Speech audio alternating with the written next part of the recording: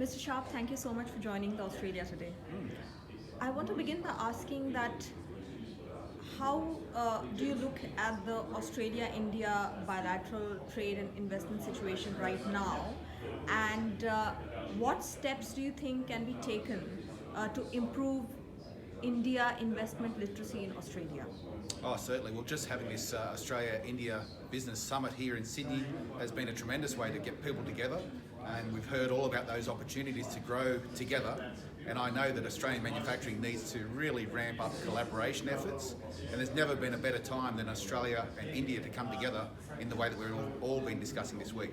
I think it's an exciting time to be in manufacturing. Mr. Sharpe, what are the reasons do you think that so far Australian investments in India haven't been, say, at par with some other countries if you really look at the scale? Are there any basic factors around there?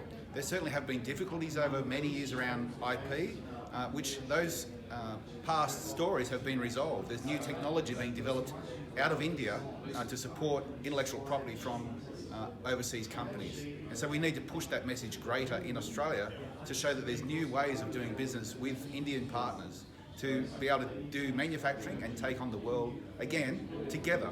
We will be stronger together, and there's never been a better time. Yeah. And are there any particular sectors where you think the Australian manufacturers can get into India to begin with?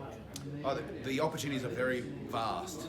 In Australia, I represent the 47,000 manufacturers, which is 10% of Australia's workforce, and it's everything from food production right through to the space industry and everything in between. These new agreements between Australia and India are opening up very broad opportunities for Australian manufacturers to look to partner with India. It's great to be involved with the Australia-India Business Council and the Make with India chapter. There's some great work happening as we speak about opening up these new opportunities, and I look forward to being a part of it. And just one final question. What would you say to those Australian manufacturers who may be considering India, but there's a bit of reluctance there? What would your advice be for them? So certainly, and I say this on a weekly basis to our manufacturers right across Australia, get in touch.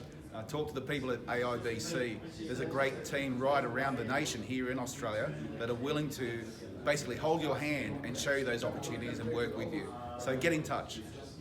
Thank you so much, Mr. Sharpe, for speaking with us. Good to be here.